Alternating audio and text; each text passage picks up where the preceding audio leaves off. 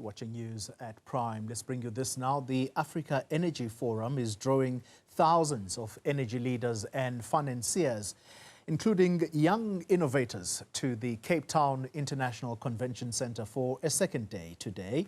The focus is on growing Africa's leadership in global energy discussions. Let's find out a little bit more of what came out of these discussions. Someone watching that space for us is Newzroom Afrika's Nasiphi Same, who joins us from Cape Town. Nasiphi, good evening to you. Anything that's got to do with energy is exciting for the people of South Africa, given the energy poverty that we sometimes go through. What are some of the interesting discussions you've heard today? Well, Xoli, what I can say is that as much as it's day two, what is being echoed in this Africa Energy Forum is that Africa is no longer waiting in the wings, and it has rolled up its sleeves rather, and will be putting in the work and collaborating with various dignitaries.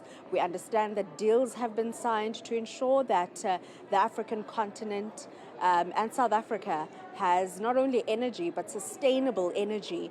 And running parallel to the forum is the Youth Energy Summit, where young people are meeting under one roof. We understand that about 6,000 delegates are meeting in Cape Town at the CTICC, those being on the other side at the African Energy Forum, and also on this side of the CTICC with the Youth Energy Summit, also discussing energy and how young people can play a part in ensuring that the African continent has sustainable energy. I'm now joined by not only a student, but also somebody that has a qualification of electrical engineering under her belt.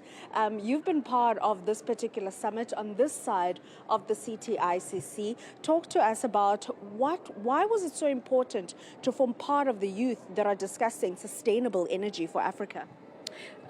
Good evening.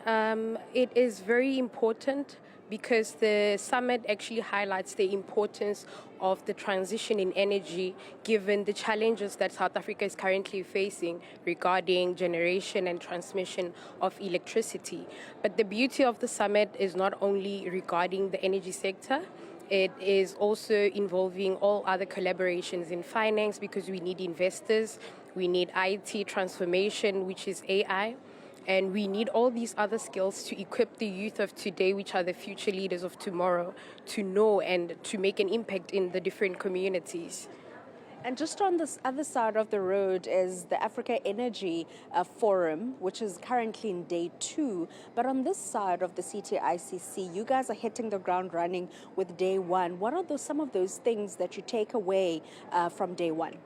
The continuous learning is definitely a very essential and vital role in today's day, because we're realizing the types of involvement that are needed, the capital or financial constraints that are there, the challenges that are there in the economic and energy forum. Yes. Continue.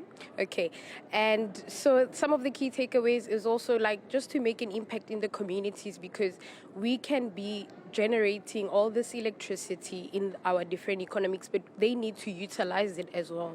We need to transmit it to them. Yes. Now let's talk about the youth. I mean, we saw a number of them around 1 o'clock outside. Quite the number of people that came out, particularly youth. How important is it to have youth part of this conversation? It is very important to have the youth part of this conversation, because they are the innovators. They are the opportunists in this whole thing, because their key roles in this is to get the proper skills and be equipped for the change that is coming. Yes. And looking at energy, perhaps maybe on zooming in just on South Africa, where do you think we are, and where would you like, as a young person, for South Africa's energy to be? Looking at where we are with South Africa, the affordability is very high. We do have the resources. I mean, we have Lesotho. Let me just make an example of Africa, Southern Africa. Lesotho has a lot of water. We can use that as hydro generation of renewable energy by generating electricity. However, we're struggling with investors, partnerships, and all of those things. Therefore, I think it is very important to use the resources that we have, even though we can seek partnerships. But I think that it's also very important to seek partnerships locally, because we always want to procure things from China. We always want to seek and advices and finances from other countries, whereby we have people in our land who can actually assist with those things. I think, looking behind you, the summit sponsors being energy or electricity and energy department. If you had an opportunity to have a chat with government regarding energy, what would you say to them, looking at the current struggles or the obstacles that South Africa is currently faced with, and as a young person, perhaps solutions as well? That's quite a tricky one, but I think what the government needs to do is to build and upskill a lot of the youth in the necessary skills that are needed in the future to generate the to generate and transmit this renewable energy, because that's the transition in which we are looking at. Currently, we have struggles like load shedding.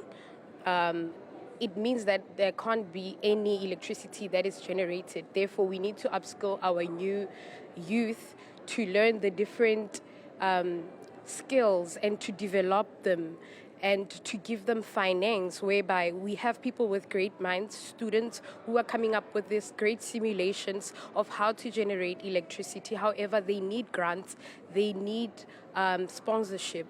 So if the government can perhaps help the youth and help them with finances, I think that can go a long way.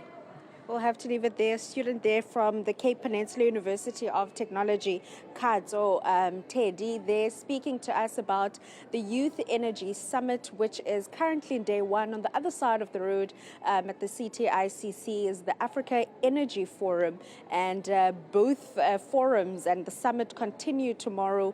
And we're hearing now from Kutso that government should actually rope in the younger people and have younger voices contributing to sustainable energy, not only in South Africa, but on the African continent.